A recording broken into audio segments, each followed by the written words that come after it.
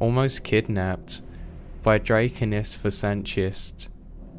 This happened a few years ago during my first year of university.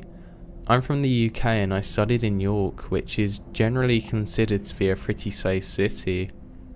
I was with my friends on a night out clubbing, and as often happens on the nights out, I lost them. I was tipsy but by no means drunk, and at this point my friends weren't answering their phones and I'd had enough of it, so I decided to walk home. My house was only about 20 minutes from town and we always walked home, so I didn't think anything of walking home alone. So I was walking and this guy starts walking next to me. He was Asian and maybe around 24, so not that much older than me. I was 19 at the time. York is a pretty friendly city and tipsy students talk to each other pretty often, so I just assumed he was like me, just another alcohol-infused person on his way home. He started chatting to me about the usual stuff, asking what I studied and stuff like that. We'd only been walking a couple of minutes when he started asking if I had a boyfriend. At this point, I started feeling uncomfortable. We weren't in a secluded area, but it was around 3 in the morning and there were no other cars or people around. My mind didn't instantly label him as crazy as I was worried, but just a boy trying his luck, which again is pretty common when you're a student. It wasn't really a big deal, but I didn't want to walk with anyone. We'd only been walking for about 5 minutes by this point. So now I tell him that it was nice meeting him and that I was almost at my house, so I just stopped at some stranger's house and stood there waiting for him to go away, but I think that he knew I was lying and didn't want to leave. This is when I started to feel really unnerved. He smiled at me and said, "My car is here. Do you want a lift so I can make sure you actually get home safely?" When he said this, I actually become terrified. I didn't feel like I could even speak. I just sort of shook my head and mumbled something incoherent. Next, he comes right over to me and grabs my arm, saying he just wants to help me get home. I remember feeling numb and like I wasn't a part of my body anymore. I felt as though I was watching it happen at somebody else's expense, not to me. I always thought I'd fight back or have a strong fight response, but instead, I was frozen in fear. I don't remember where the car was or how long it took to get there. I just remembered feeling kind of floppy and letting myself get tugged along. The next thing I remembered was him opening the passenger side door and getting me in. I think he asked me where I lived, but I couldn't answer at this point.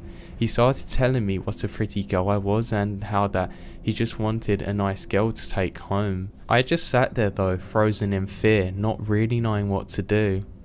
He then put his hand on my thigh and started stroking my leg and touching other areas of me while continuing to drive with one hand. I felt disgusted and guilty, as if knowing that it was my fault that I was here. By the time I thought I deserved it for getting in his car in the first place, it had already happened.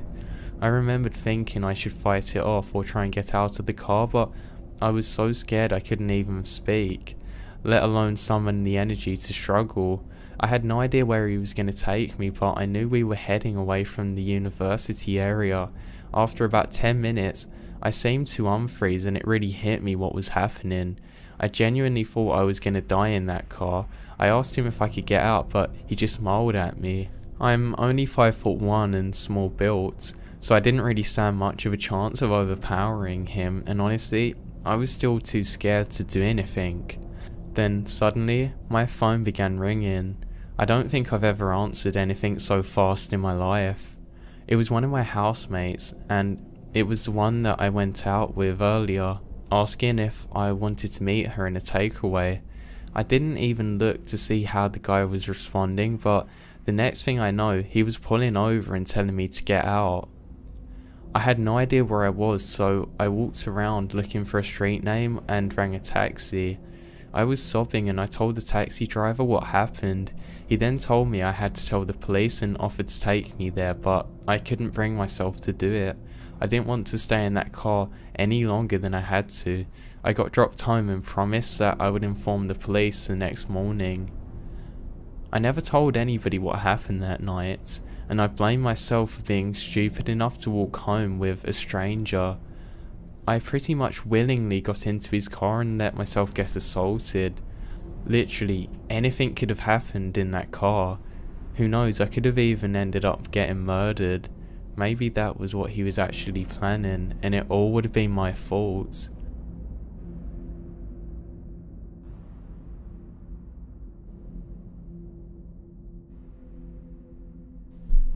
We Had Too Many Windows by Unicorn Rainbow Tears. So this is like that happened a few years ago, but I didn't consider sharing it until now. I used to work at a hotel, and I use the word loosely. It was more of an inn that was in a sleepy beach town in Southern California, but it had plans to be part of someone's chain of hotels or something. The property was very small but in a seriously idealistic location, so it was close enough to the water to be expensive, but not big enough to have more than one front desk employee working there at a time. My sister and I worked there together. We both shared the same one manager. Aside from the housekeeping people, we were always staying there pretty much the latest, and more often than not, they ended up leaving way before we did. You'd be very unfortunate to be working the front desk at night. I used to work in the mornings, which is a lot more hectic considering checkouts at this particular property were pretty tough. We also didn't have a lot of things like dishwashers, so you had to do everything by hand. My sister worked at nights and I took the mornings. The area didn't have a lot of crime. There was just something about the way the front desk area looked though. We had the front desk and in front of it would be the breakfast area. It had tons of windows, and that meant that you could very easily see into the ocean and into the garden, as well as up the stairs that come up into the lobby. In the daytime, it was charming. By night, it was always unsettling to me, especially since if you worked through the night shift, you had to stay till like 11 PM at night, without even closing the front door. Now again, this wouldn't be a big deal, but we had no security, no cameras, not even the housekeeping there at that time. It was just you by yourself with this dark void to look out at while you counted down the hours till you got to go home. One night, I had a true night shift, covering for my sister. I didn't even have my uniform or anything. It was kind of unexpected. For whatever reason, I decided to close the lobby door, and I'm glad that I did. Now, the door wasn't locked, and that meant that any late night customers could literally just come in, but nobody did that night, and it finally hit 11. I was super relieved to get off. So I then began my end of night duties. They were just normal stuff like setting up for breakfast, etc. When I'd finished everything, I grabbed my keys and turned to the right, and just turned off all the lights before leaving when my phone rang. My gut tense for a second, only because of how loud it was, and I was surprised. We were supposed to forward the calls to our manager's phone in case somebody got locked out of their room and had to come down and needed help. Now, there's no electric plastic keys used here, so it was just old-fashioned metal keys. I quickly managed to calm myself down, however, but I was more annoyed than anything and stepped around the desk to answer the phone. I gave the "thank you for calling, this is, how can I help you" line, as best I could for anybody being annoyed, that is, though. At first, there was nothing. Nobody said a word on the other end. I said hello, asking if anyone was there. I thought it was a dead call or a digital mess up or something, but I could hear the ocean on the other side. Now, it was a particularly windy night, so the waves were louder than usual. I just hung up. I then just went to leave again, and the phone rang for a second time. I picked up and gave the same line, and finally got a response. "Is there any rooms available?" He didn't sound drunk. If anything, he sounded collected. The The place was next to a bar, so if it was just somebody drunk, I would have known, but he sounded calm, like unnervingly calm. "Oh sir, I'm sorry, we're closed for the night," I replied. It's not common for someone to find our hotel on like some Priceline type thing and then try to get us to give them a lower price over the phone. What he continued to say, however, really scares me, and I don't get scared easily.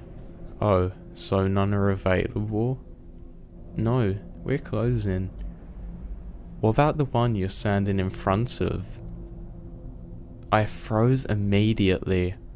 See, how the lobby is set up, it's basically a door also behind the counter, and that door leads to another room that is directly behind the lobby. We're not allowed to close that one either, but I left it open in case anybody needed help. All of the rooms are like outside. It's kind of like none of it's within a contained space or anything, if that makes sense. All of the halls lead to other rooms and staircases leads outside, so anybody can just walk up and walk around the hotel without being a guest or an employee. So quite literally, anyone can just come up off the streets and be anywhere in the hotel. It's one of the reasons I left. I turned and closed the door behind me, locking it, and the front door was already closed as well. "No sir, we're already booked up. If there's anything you can do, you'll have to call back in the morning." I was noticeably more scared now. I think my voice may have even cracked, but I'm not sure. I was going to hang up before he said something else. "I like your tiger," in the creepiest, most slithering voice that I've ever heard. As I said before, I wasn't wearing my uniform that day. I had a grey shirt that had this rainbow paint tiger face on it. I stared out into the windows before it really hit me. The lights inside the lobby lit up, so you could see inside of it. While being from inside, you can see nothing but blackness. He was outside the lobby, probably most likely just staring through the glass. I didn't get to say anything before he asks, "Is the front door locked?" I threw the phone out of my hand and ran around the desk, locking the deadbolt on the front door. I've never been so scared in my life, and I'm pretty sure that I was having a panic attack. I was crying and just freaking out. I've never been that scared, honestly. Then, banging came from the door, really aggressively and angrily. I was too afraid to grab the phone that I had thrown. It had been flung across towards the windows. I didn't know if he was going to break one of them or not, so I grabbed my cell phone and locked myself into the bathroom that was right next to our desk. I called my auntie who lives less than a mile away. I know I should have called the police, but I was really young at the time and I was out of my mind, and she was a black belt, so I knew she could defend herself. I called her and barely was able to tell her what was going on between my crying and freaking out. Normally, this shouldn't have scared me so bad, but I've dealt with stalkery type stuff before, and it felt exactly the same way as it did before, nightmarish.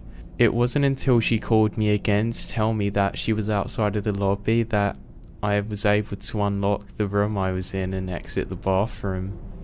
I knew I made a mistake by not calling the police because he wasn't there anymore by the time she got to the door. So I have no idea what he looks like, and our policy of never keeping the doors closed didn't change, even after I reported it to the owners. I've had some issues with safety after that, but none ever as scary as this one. If it was someone drunk, that would have been fine, but he sounded like he was fully aware of what he was going to do and knew exactly what he was planning. After that experience, I never worked the night shifts again.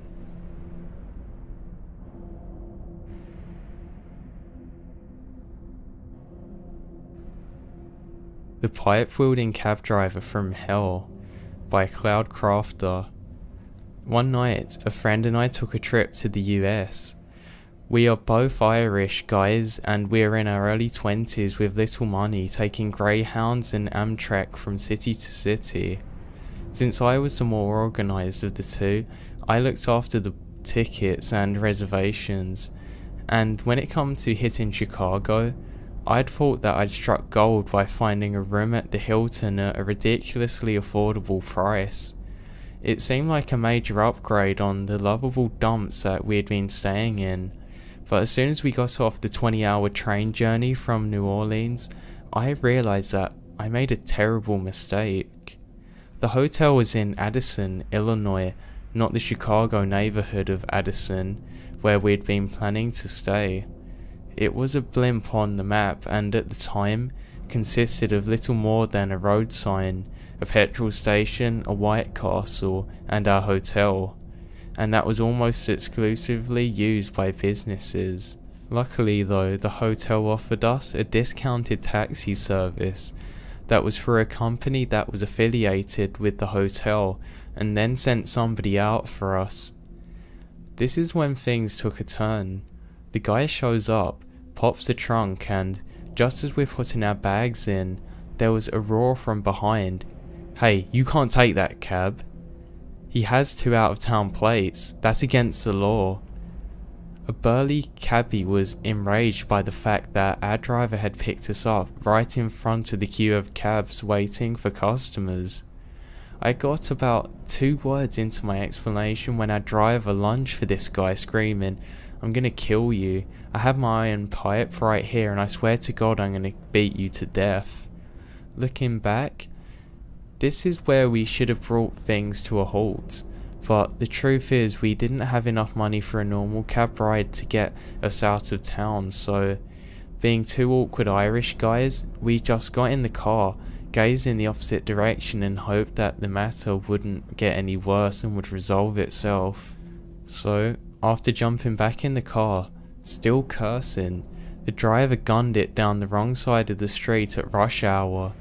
Evidently, this made up for the lost time. While venting road rage in the direction of anyone honking horns at him, it smelled like he'd been drinking, but bailing out genuinely seemed like a terrible idea.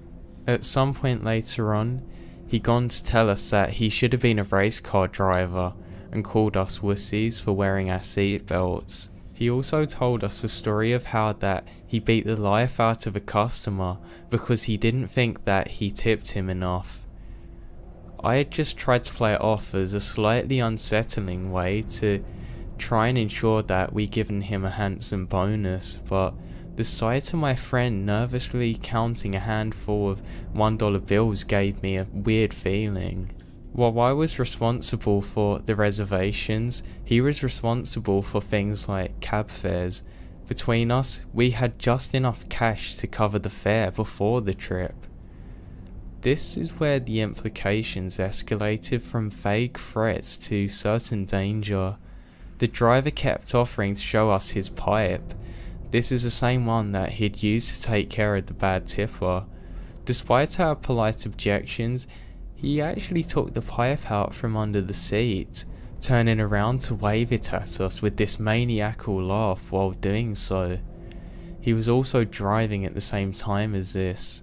Now, I couldn't tell what was more scarier, the feeling that we're about to crash any minute, or the looming confrontation that we would inevitably sort of have to have with him. We were going so fast that the force of the wind coming through the window took my breath away, intensifying the feeling of shock. This was definitely the most distressing journey that I'd ever been on. Miraculously though, the speeding had shaved valuable dollars off the total, leaving just enough for the fare and a small tip. We had been saved by the very excess that had terrified us. I had jumped out the moment that we stopped, searching for help just in case things kicked off. But for some reason, he seemed satisfied, giving us his card and said to call him any time. He would be glad to drink whiskey and get into some fights with us, he said too. No thanks. Once we got to the safety of our hotel, we just sat there, shaking, shell-shocked, trying to absorb what the hell had just happened.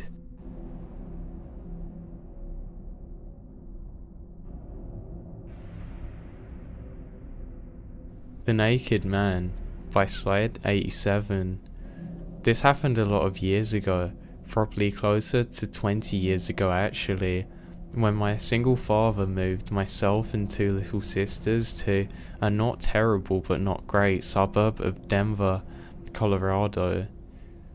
The divorce had shattered him and our home. My mother had left him for another man, and the burden of raising all three befell on him. Skip forward a couple of months. I'm 10, my sisters are 8 and 6.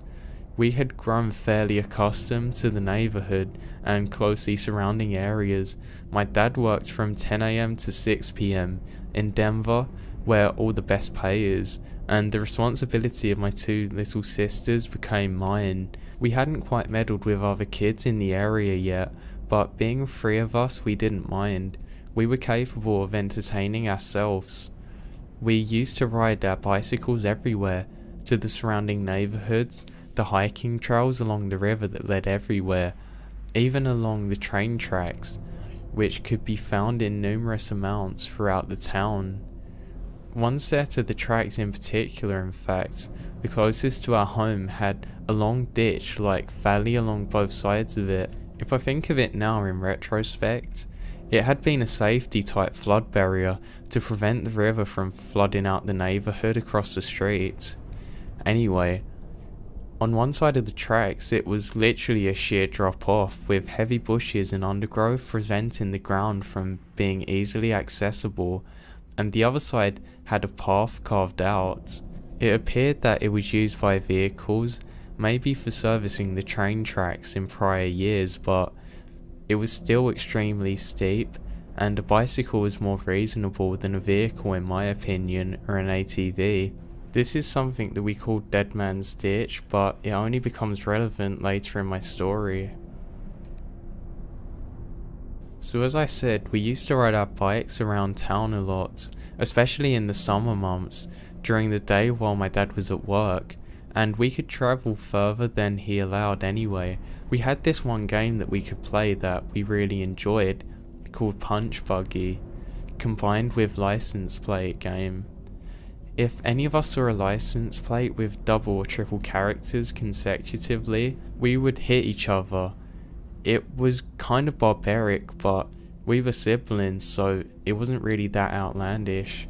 On this particular day, we had been riding around for a few hours and we were past the hottest part of the day. It was then cooling down and we were gearing up for a sunset. We had now made our way pretty close to the house, so we're just getting ready to go back home. I had been hanging back a bit, so my little sisters were in front of me, with the youngest in front. So we were continuing down the street, with myself about 6 feet behind. Now, a few minutes prior to this, a silver sedan had driven past us going the opposite way that we were. The car's plates had double numbers, so I called it first. As we were heading up the street, I heard a vehicle accelerate impatiently behind me. This set off red flags because we were riding. We actually become affected by the oncoming lanes. This vehicle was heading the same way we were, but in a completely underhearing lane. I turned to look and automatically glanced at the first license plate, and it was that same sedan. Yep, that guy was back. Now I could see him. He was in his late 40s and he was wearing a red and blue faded frame of flannel with no undershirts underneath. He didn't say a word, he just looked at me for a second and then sped up, veering into our lane. I watched in horror as his open driver's side window lined up with my baby sister, and he reached out and grabbed her hand and handled her bicycle. He slowed down a bit, trying to pull my sister off her bike and into his open window, but something happened in his car because all of a sudden he released my sister and put both hands back onto the steering wheel. So my sister then took a chance and started racing towards Dead Man's Ditch. My sister and I followed in suit. After a moment of what I know is tunnel vision, I heard the acceleration of the sedan again behind me, but this time we were all hysterical and I was trying desperately to see through the tears. This guy wasn't giving up. Whatever his deal was, he didn't want to let us go. I then, thinking on my feet, directed both my sisters down Dead Man's Ditch. I was thinking that he wouldn't follow us down there and destroy his vehicle attempting to follow us. My youngest sister cowered in fear at the top, whimpering, afraid of falling. The middle sister didn't need to be told twice. She flew down the hill like it was nothing, and I caught up with them. The car was right on my back tire. I said, "Just go, this guy's gonna kill us." I remembered hearing her taking a big breath and let her tire go down the hill. I held my breath until I was right behind her. All three of us made it down that hill. The guy pulled his car right up to the opening of the path and got out of his car. He was completely naked except for that thing he was wearing where he didn't have a shirt on. I stood between my sisters in this creep, and after a few minutes, I guess he decided that it wasn't worth the destruction of his car, so got back and drove away.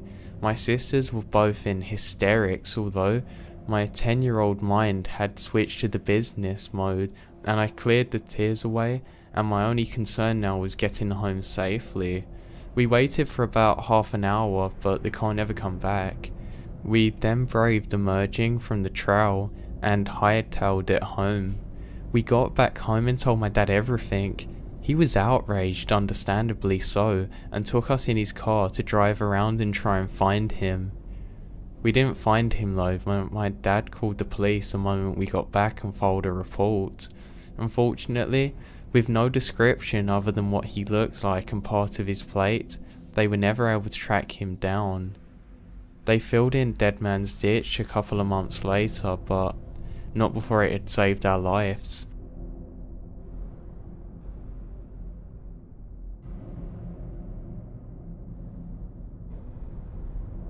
The Men in Masks by Elite Wonder 116. This happened when I was in my teens, around 16 or 17. Here's some background. I live in the UK. At this age, I lived in a pretty average area, but you only had to walk 20 minutes out and you're in some pretty dodgy areas that were well known for their high level of crime. Myself and my friend are both of a similar age, and we're both females. We were walking to a park that was about 40 minutes away to meet the rest of our friends who are all also the same age and gender. To get to this park, we had to briefly dip into one of these bad areas, almost at the edge of the worst part of the entire estate. By this time, it was about 6 PM. Now, it wasn't too late, but it was just in the build up to winter, so it wasn't truly dark, but the street lamps were on, and it was very much coming into the evening. We were walking along a pathway with my friend on the outside by the bushes, and me on the inside to the road, just following a normal two-way street. We were giggling away and almost oblivious to everything that was going on around us when, out of nowhere, this black car pulls up. It speeds towards us from behind. The sound alerted us as the tyres screeched towards us. As the car aligned with us while we're still walking, this guy is literally hanging out of the passenger side window reaching for me. He's about 1 foot away from actually touching, but as I look up to see his face, he's wearing this terrifying mask. It's one of them huge animated smiley ones, like something out of The Purge. Once I'd finished screaming and managed to process what was happening, I remember my friend grabbing my arm and bolting into the field that was to the left. This probably wasn't the best idea, but my fight or flight had already kicked in. I suddenly felt a lot darker where I was standing. There was no streetlights in the open field. We stayed close to the bush where the path was on the other side, but we were crouching behind so they wouldn't see us.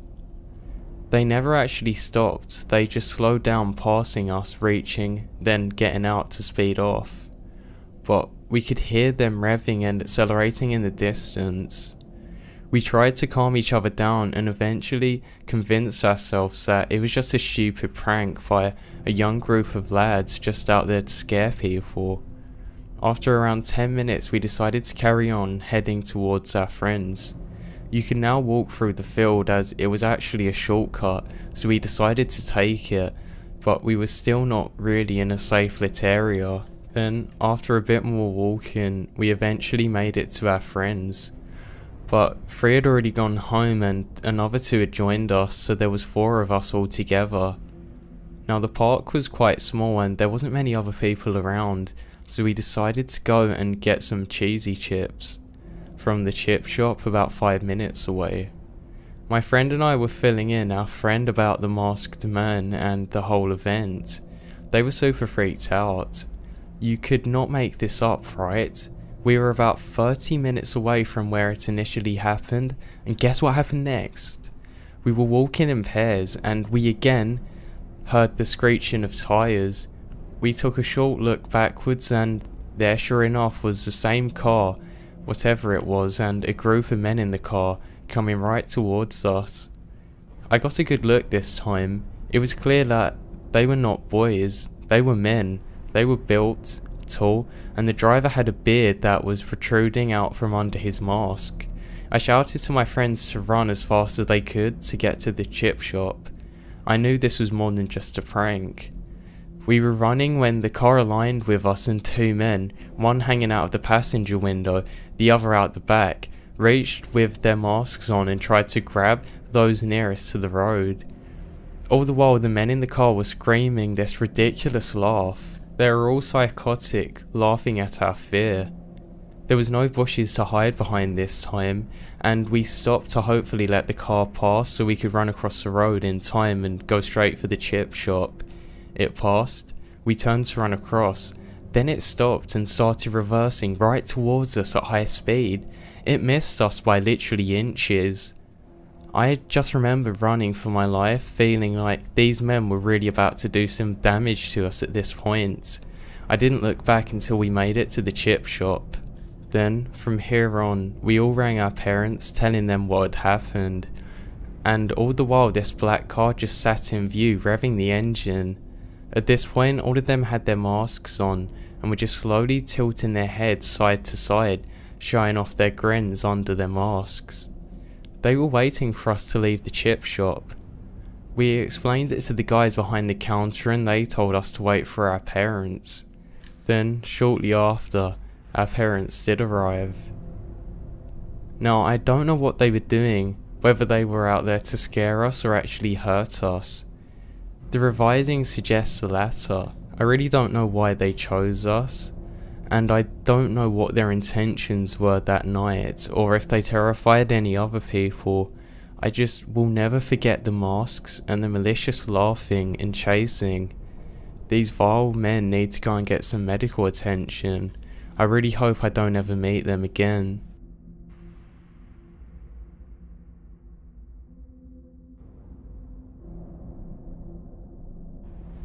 The Kidnappers in the 1990 Krimi by Johnny ZR33. To give you an idea of where I'm from, I grew up in a nice middle class neighbourhood in Maryland, about 15 minutes from the border to DC. We never had any serious crime in our neighbourhood. It was a cloudy, chilly Saturday in 1993, in October. I was 8 years old, my brother James was 12. We had left his friend's house after playing some street hockey on his driveway for a few hours, and we headed back home around 5:30. His house is a couple of blocks away from the elementary school, and basically across the street from the school is a pretty big sized park. Its entrance has a fence with a path that separates the fence along the street, and the fence then continues into the backyard of a house.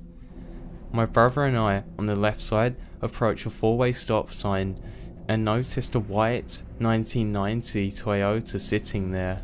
We didn't think anything of it and walked down the sidewalk towards the school. I was talking to him about Art Monk, the Redskins, and how we could use the Beckett to write to the stadium and hope to get an autograph. And we did get an autograph in the end. I realised that James was oddly quiet during my idea about writing to the Redskins. I asked him if he was listening and he said, "Keep talking, act cool and normal, don't look back, okay?" Confused and nervous, I responded, "Okay, but what's going on?" During my talk, my brother was paying attention to the Toyota that was very slowly driving behind us. We played it cool, walked our normal pace, just about to pass the school. I continued my talk, while we were approaching a big field that sits directly across the entrance of the park. My brother puts his hand on my chest, which made me stop immediately.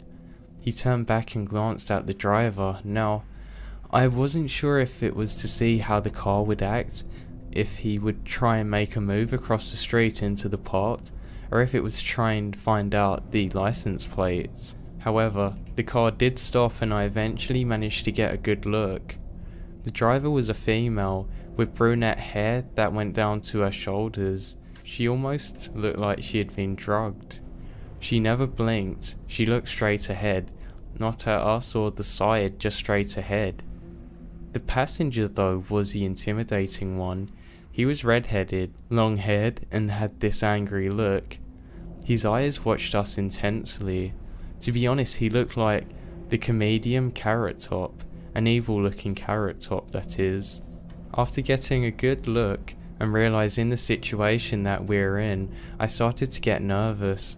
I was breathing very heavily, my legs felt numb. I looked at my brother and he just said keep walking. What was weird about this day though was that there weren't any other cars on the road. It felt like it was a ghost town. It was just us and them. We continued walking towards the next block when the car all of a sudden started to merge into the other lane. He was going to try and block us off and do who knows what. My brother, being older than me, was faster than me. He knew it, I knew it. And staring straight ahead and looking at our options, my brother said, on the count of 3, run, okay? Run as fast as you can and follow me. Before I even got a chance to accept the deal, he started counting. 1, 2, 3. He is off and running. I'm trying to keep up. The car slams on the accelerator. James is able to run across the street. When I try to do the same, the car literally almost cuts me off and I can actually feel the bumper against my pants. The car has now come up and accelerated straight back towards us. My brother made the move across to the right hand side of the street and I followed as fast as I could. I realised he was making a run for our friend's house. He gets there and is ringing on the doorbell, banging like crazy. The car then catches up and the passenger gets out of the car. As soon as he gets out though, my friend's dad opens the door. James then rushes inside and the guy then gets back into his car and I dive through the open door. My friend's dad rushes out towards the speeding car, yelling something as he tries to get his license plate. I'm crying and so is my brother. My friend's dad is shaken up though. Even though we lived a block away, he had our dad come and pick us up. We called the police and wrote a report. They said they'll keep their eyes open. On Monday, we notified the elementary school about our ordeal. However, they didn't do much to let the public know. It wasn't until the next week that they sent out a flyer to the rest of the parents and the cops actually began to patrol the neighbourhood. See, during this week, 3 other cases happened with that same white car following children. One was even more terrifying than my experience, where the kids were jumping through backyards because the red-headed guy was actually chasing them through the park. After that week of disturbances, everything stopped. I never heard of an arrest or anything. I don't know if they just moved on to another city or state to try and abduct children. All I know is that terrified the whole of our neighbourhood for that year, and it took a while for things to ever get back to normal.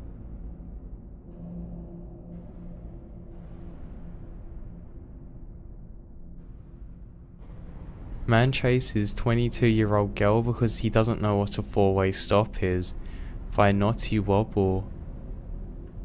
This takes place once again in the large city that I used to live in. I moved away from that place because the people there were nuts, and it was a dangerous city. It's one of the 3rd most dangerous cities in my country, in fact. I was driving to my boyfriend's place during light evening traffic. He lived about 60 plus blocks straight down a main road, so instead of taking the highway that would be very indirect, I took the main road. At one point on this route, there is a slight detour off of the main road through a neighbourhood. The detour is congested a bit and there is a four-way stop in the middle of it. I come to stop and follow the proper four-way stop protocol, as the person to the right has the right of way, so it's my turn. I'm heading straight and for some reason this black car decides actually it's his turn. He's facing me and turning left, so we almost collide. I threw my hands up going, what the heck? This frustrates the older man driving the black car. He turns around and gets right behind me, and as soon as he can, he passes me super fast, then blocks me. His doors fly open, and I have no idea what he's going to do next. My first thought is he might have a gun and start shooting. Not being one for confrontation, I throw my car in reverse, nearly hitting the person behind me, and I do a 2-point turn and head back the way I come from. I then took the first right hand I could and proceeded to go through the neighbourhood deeper. But now he's following me. Every intersection that I come to, he's there, being aggressive and trying to run me off the road. He knows this neighbourhood very well, it seems, so every attempt to lose him failed. He knew where he was going before I did. Okay, now I'm petrified. This guy is a lunatic. I did the only thing I could and I decided to dial 911. When I did so, the only problem was I didn't want to stop like the dispatcher suggested, because let's be real, this man is chasing me, trying to ram me off the road. He did actually hit me once though. It just swerved me slightly in an attempt to try and wreck my car, but it's still crazy. So I was not going to stop to wait for the police to arrive. Who knows what this guy is going to do to me if he catches up. So I kept driving with 911 on the phone, reading off street signs that I blew past in my first 20 turns, attempting to shake this guy. Finally realizing that I'm back onto the main road that I'd originally turned off, I remembered that there was almost always a cop speed trap just a few blocks ahead. I sped towards the area where they usually sit, praying that there would be somebody there. To my luck, there was. I appealed into the parking lot with the man still in pursuit. The cop saw his erratic driving as he followed me right up to him. Still shaking and crying, I told the cop, "This man's chasing me, please help." The ordeal was finally over. I felt safe. The man got off with a warning though. I was so angry and asked to press charges, but the cop said he never hit me, so there was no real need to press charges. This man did endanger my life on numerous occasions, and also the lives of everybody else in the area that he chased me through, and all he got was a warning. I asked the cop why he was chasing me, and apparently he thought that he had the right of way, and he was sick of taking the detour through his normally quiet neighbourhood. So no wonder he knew the area so well, so apparently that was his excuse for trying to hurt me. I explained the turn in question and the cop agreed that I indeed had the right of way and this man was completely incorrect about the traffic laws of a four-way stop. So I was glad that nobody got hurt, but this guy definitely got off way too easily.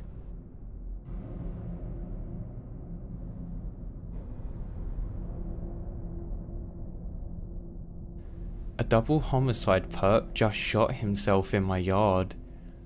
I was almost number 3 by Isonort Cheeto Toast. I live in a cabin on about 50 acres of fields and woods with my mum. We'd been enjoying a day of sitting around and watching television. However, I had to mow my grandma's yard this afternoon. I told my mum that I have a yard to mow today and it went as follows. Me: "It's cooler outside. I guess it's a good time to get out." "Mum, or you could just call and tell her you want to do it tomorrow." me, "Nah, I'm gonna go and get my things together and go," and I proceed to grab my headphones, etc. So I headed down the driveway, topped the hill, and lo and behold, there were at least 20 MS. There were highway patrol cars in the middle of my field about 70 foot away from my truck. I just assumed that our neighbour, who has a history of cutting up, had gotten himself into huge trouble with the law over drugs or something. When I pulled out through the gate, I told one of the local cops that I'm the landowner and asked him if everything was alright. He said, "It's gonna be." Whatever that means. On the way to my grandmother's house, I called my mum and said, "I don't know any other way to put this other than that there are like 100 cops on our field." She said that she's on her way to go and check it out. I called her a few times with no answer, assuming that she's talking to the cops or something. I knew she'd be safe because of all those cops out there, so I went ahead and started mowing the grass. Jesus, he's got balls of titanium or something. I swear if that happens to me, I'm going straight back home and hiding under my bed. Plus, my grandmother is only a couple of miles down the road. When I was about almost halfway done mowing, she called me saying that the troopers had nothing to say, but one of the local cops that we knew said that it was this guy wanted in Texas for shooting 3 people, killing 2 and injuring 1.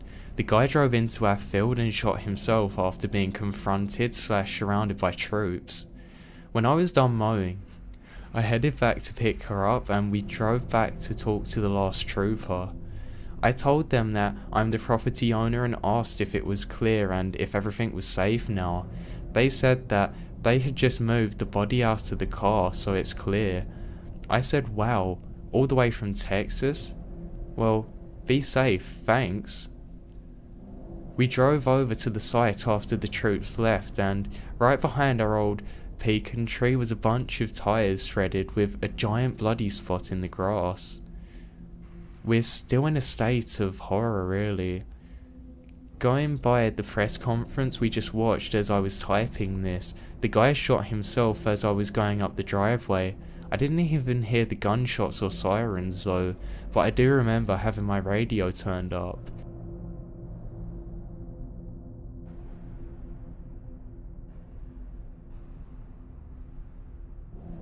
Home Invaders by Snowbalder84.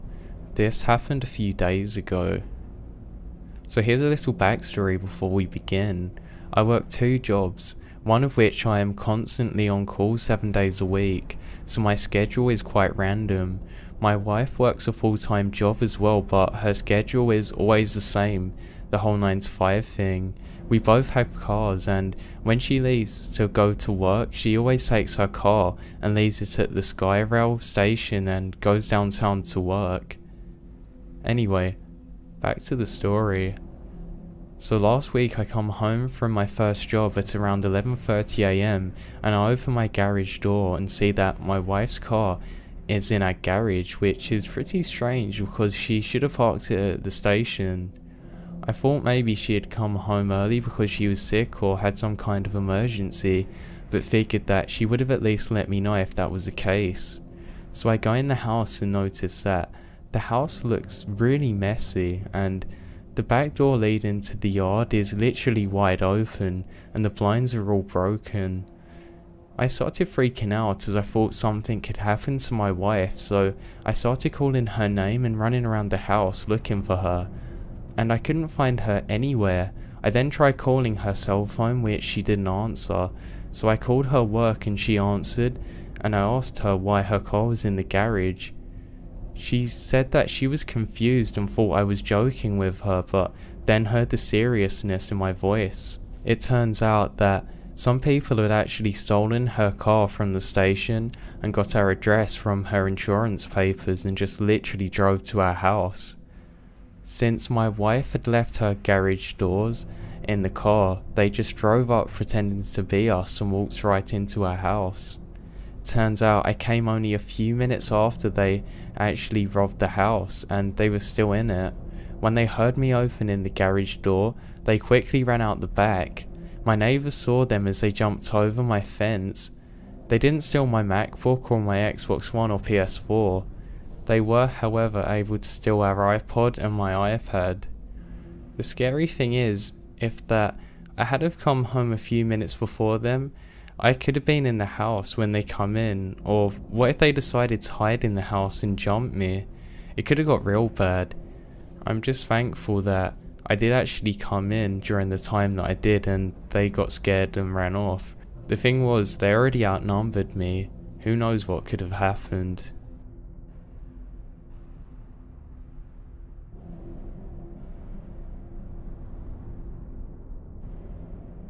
Hiding from the Man Outside by Cast So Cool. This isn't my story but my cousin's. So, back in the early 90s, my cousin and her family lived on several acres of land in Texas Hill Country. Back in those days, it wasn't as touristy popular as it is now, and getting from one place to another meant an average drive of 45 minutes to an hour just to get to another town or to go to get some groceries, which meant that they were all used to driving very far and not seeing that many people. There were also not that many people around, so they didn't have many neighbours.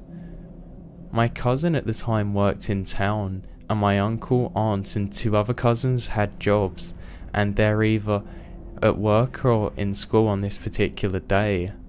My cousin, Sandy, was very tall and attractive, with your typical lifeguard body. On this particular day, she got off work early and headed home alone. They lived in two trailer homes on the property, with the main one having a huge bay window in the kitchen that had windows open for a breeze, since they lived up on a hill so they could keep it pretty cool that way. The second trailer home door was lined up to one of those doors on the first trailer home in the back, so they were both connected to each other, if that makes any sense. With the one with the bay window being in front and the second smaller home connected at the back, there was also this huge porch that was connected to the front door and one window. My uncle also got the fantastic idea to tint the window, since there was no curtain or blind next to the door. In other words, you could see outside but nobody could see in. So Sandy gets home and is walking around doing stuff when somebody knocks on the door. She didn't hear a car pull up and wasn't sure who it could be, but she was alone, and so she peeked out the tinted window and saw a man standing there by himself. She had seen him before though on the walk home, and figured that it was just one of the neighbours somewhere further out, and didn't think too much of it at the time. He keeps knocking and she remains silent. Then he says something that chills my bones. "I know you're there. I saw you come home." She grabs a cordless phone and hides in the hallway. At the time that she does this, she can then hear him leaving the porch and starting to walk round to the other trailer homes. She could then hear him saying, "I know you're in there, just open the door," from the open bay window, and she hears him moving around the homes and continuously knocking on different parts of the house. She goes into her parents' closet and calls the cops and hides in there. Mind you, they are miles away from town, nobody's around, my cousin is completely alone, and these are the days before cell phones. I don't know how she managed to not have a panic attack or faint hiding in the little closet, because that's what I would have done. Eventually, the cops did show up there, and they were able to get the guy. He apparently lived in some area in some ghetto, and he lived in a shack according to my cousin. When they busted him, they also found some drugs on him. As this is happening, my biker uncle gets back home from work and the officers inform him about what actually went on. They then put the guy on the porch, and my cousin identified him as the guy that was knocking through the tinted window. As the cops put him in the car, they leave the door open and tell my uncle to go ahead and say whatever he needs to say to him.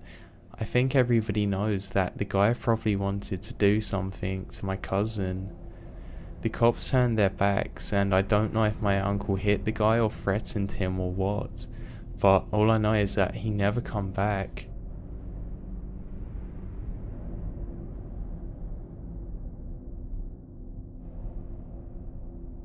My long-term stalker in college by Billo2112. A couple of years back, when I was in college, I was the victim of a long-term stalker. This is a pretty long story, and really builds on itself. I have cut it down to be a bit more coherent, but I have not changed any facts. Also, quick note in the texting sessions, the things I say are always prefaced with me. The other stuff in quotes is the stalker. Also, I'm a male and was 20 at the time. It started out fairly innocuous. On Valentine's Day, I started to receive secret admirer type text messages from an unknown number. I assumed it was a friend of mine playing a joke, as I was in a room with a handful of tech savvy people at the time. I tried to gauge their reactions and asked if anyone was messing with me. They all denied it, and I believed them. They're pretty bad liars. It was further confirmed that it was none of them when I got a phone call from the number. A voice on the other end said, "Is this?" my name. I replied, "Yeah, who's this?" hoping I could identify the voice. At that point, they hung up and resumed texting. At the time, a lot of my friends lived together, and the people who didn't live there and enjoyed pranks weren't really committed or knowledgeable enough to sign up for a fake number texting service. Things started to get weird when the person began asking pretty personal questions, including repeatedly asking, "Are you doing something tonight?" to which I replied, "Yes, I was working." But they kept insisting we should meet up. On top of all this, I was getting various images sent to me from a separate email, username @textnow.me. This confirmed it wasn't a real number, and I now had a username to connect to the person. I don't know if it was their intention, but I actually enjoy trying to figure out shit like this, and took it upon myself to expose this person without giving away anything about myself. So I kept it up. I texted them back for a while and dug more and more information out the person, compiling it into a profile and eliminating possibilities. Unfortunately, this just encouraged them, as they insisted I send pictures, "Take pics. Pics add to the convo," etc. Then they sent a weird one. A white lacy dress hanging in their closet, with the accompanying text, "My wedding dress for when I marry you." various heart and love emojis. "Pic of your reaction." Me, no. "Why not, please? Pics of your surroundings, please. Your room, your face, anything more." Me, you gotta tell me who you are, otherwise I'm definitely not sending you any pictures. "I'm not telling you who I am until I feel comfortable." You've gotta be fucking kidding me. You're the one who's uncomfortable. They continued to pry about where I was going to be that evening, and I still refused to give details. They then dropped where they were going to be, a party on campus that night. I couldn't go regardless, I was working. I should also mention that the texting conversation was all over the place. It was like 3 different people were all trying to talk to me about different things all at once. Again, I was bombarded with personal questions about past relationships and what kind of girl do you find yourself most attracted to. There was a little bit of back and forth, nothing too interesting. Then I got another bombshell. They asked if I lived in apartment 68, which I did. I lied. Me, close but not quite. "Oh, could have sworn. Where do you live? Are you involved with anyone at the moment?" I recognised the style of apartment they were in, based on a picture from earlier, so I decided to throw a curveball. You live in this complex, right? "What? How'd you know?" Me. I recognised your door. All the shitty apartments had the same colour door frame, which was visible in the edge of a picture they sent me. The conversation kind of fizzled out here. I didn't go to that party, and I didn't get any more texts. Among the pictures they sent me were some screenshots of my Facebook, photos of their bed, a pipe, some posters, pretty boring stuff. So that was February. Fast forward to October, the following school year. I was a senior and busy as fuck. One evening, I got a text from an unknown number. This is... My full name. I played dumb, pretending like I wasn't freaking out. After many months, this person was contacting me again, and I still hadn't figured out who it was. These questions were instantly more personal, and really weirded me out. Don't ruin the fun. Not knowing who I am is part of the mystery. I won't tell you who I am. Not now. Too much to lose. I don't want you to know. Not because I'm being cruel. It's just better if you don't know. Me. That doesn't make sense. Trust me. You don't want to know. You're better off not knowing. Trust me. Me. Okay, whatever. Why are you texting me again? Are you mad at me? I just have no one to talk to. Does my personhood really matter? Can we talk about something else? Me. Like what?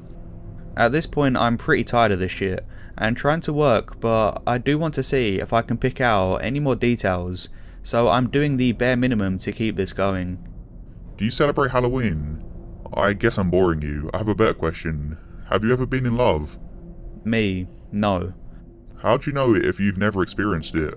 For a response so extreme, you would think you've experienced it before, but I guess it's a matter of perspective. You must be a godly man then. These texts are coming as fast as I can keep up. Was that too harsh? Me. What a response. Bye. Explosions and violin emojis. The next day, around the same time, I got another text. Keep in mind the person is referring to their friend, but I honestly believe this friend is made up. I was talking to my friend about you today. Me. Who's your friend? Don't you want to know what we talked about? Me. Yeah, sure. Then like 3 hours later they replied. We just talked about how you seem like the type of person to fall in love quickly. You're a sap. Not in a negative way. Just an observation. You're like wishing for the one.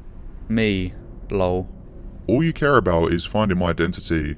That would be the most awkward thing ever. Why so eager? Wouldn't you be weirded out? Me. No, probably not. This was a lie. We've been in class before. Me. What year? Maybe if you got to know me, you'd figure it out. Me. Okay, tell me about yourself. Hey, why didn't you comment about the observation my friend and I made? Say how you feel. Me. What does that even mean? Say how you feel. This makes me uncomfortable. You never asked me any questions. I started messing with them, asking really random questions. This made them really mad. Me. Do you like cats? Do you like long walks on the beach? I live by the beach.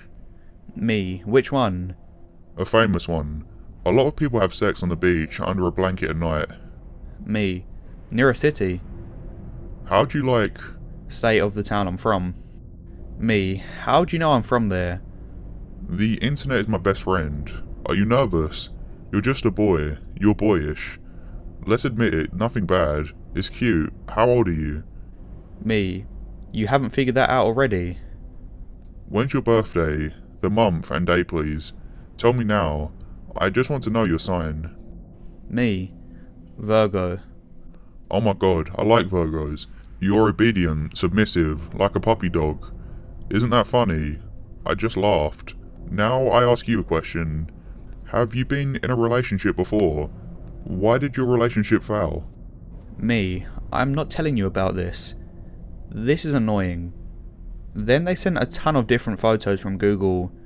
My friend asked me to ask you something, but I don't think I will. Me. What? Can we change subjects now? How was your day? Mine was bad, but I don't want to relive it again. It was something I did wrong, so I have myself to blame.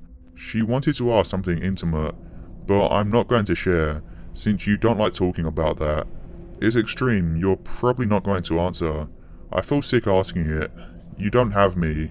I'm just the messenger. I'm embarrassed. You're not going to answer. Me. I could.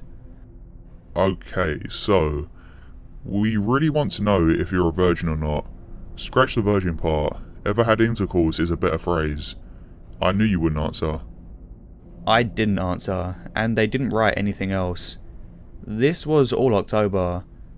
This is December, the end of semester. Hey, Me, who is this? it's me. I can tell you who I am when I leave campus. I'm never going to see you again, but I can tell you who I am. Me, alright, tell me. When I leave campus, I'm never going to see you again. I'm going to be gone. You're so serious. Hello? I'm leaving next week, so you're ruining it though. Now I just want to punch you. Sorry, I didn't mean to send that. I'm sorry. Oops. Then they proceeded to call me multiple times. I denied every call, but they kept coming. I think there were 14 calls that night. Then a text from a new fake number. Oh my god. Sent from textnow.com. Me. Please, can you stop texting me? Then there were more calls, so I turned off my phone. The following week, I was in the class ITAD. Students were presenting their final work on the projector, and I had queued multiple tabs on the projection computer. 2 different students had work on Google Drive. When the second student logged into their account, they didn't open a private window, so it logged on to their first student. Hope that makes sense. I saw this happen, but the first student wasn't in the room, so when she came back, I asked her to re-log in. We were both standing in the projection booth. She was on one end of the computer, and I was messing with the sound system and the other side. She was at one end on the computer, and I was messing with the sound system on the other side, but happened to turn and look at the projector screen when she was logging into Google. This hit me like a ton of bricks. The username she logged in with was the same username as a TextNow account that had been sending me photos. I quickly turned away and pretended to be busy with something until she finished opening her work. I thanked her and she left the booth without realizing her mistake. I tried to play it cool, but inside I was going crazy for the rest of class. After almost a year, I knew who it was. She finally slipped up, and honestly, I was more scared now than I ever had been. This person had a history of being pretty creepy around my friends, and although she had never personally interacted with me outside of class, all my friends had strange experiences. Side note, here are 2 abbreviated ones to fully illustrate the craziness. My friend Michael was working endlessly on his thesis in the building. He was about 50 hours into a no-sleep work binge, and it's like 7 AM. She walks in and starts working on a computer in the lab. Another guy, Dave, comes in and remarks about Michael. "You're still here." Michael said, "I've been working for days, starting to see things out the corner of my eye. Sometimes I see a tall man in a suit." She immediately turns around and says, "You see him too?" Michael has no idea what to say, and Dave makes a joke about it being a ghost of the building. Michael has no idea what to say, and Dave just makes a joke about it being the ghost of the building. She doesn't say anything and goes back to work. Another friend, Isaac, also worked late in the building, and sometimes would find her waiting outside the door around 3 AM, and she would follow him home. Occasionally she showed up outside his door at night, and demanded to be let in. One time, while I was actually at his place, she came to the back door with a peephole, and knocked for upwards of 20 minutes. We pretended to not be at home, and shut all the blinds on the front of the house, and went upstairs. There's plenty more to tell about their interactions, including one where she attacked him at a party, but that's delving way into another story. So the point being, she kind of had a reputation in our friend group, and we generally tried to keep our distance. I had always assumed I was immune. Sorry to say, there's really no conclusion to the story. Someone advised me to file a complaint with the school and try and get a restraining order or something. I figured if we all talked to someone and explained our experiences, we could at least keep her from showing up at our front door. I had a meeting with a counsellor who seemed to really care and offered to look into it. A couple of weeks later, emailed me saying, "This student is going to be abroad next semester, so we're not going to do anything." I insisted that at least something temporary be put in place, and that although I was graduating at the end of the year, Isaac would be returning for 1 more year. Michael had graduated the year before me. They didn't do anything, but what did I expect? This school is pretty notorious for not giving a shit. I didn't run into her again, she hasn't texted me, and Isaac ended up taking a year off. So for the time being, this is where the story ends. I do have screenshots and all the photos, but I'm hesitant to share them in the interest of anonymity. Thanks for understanding.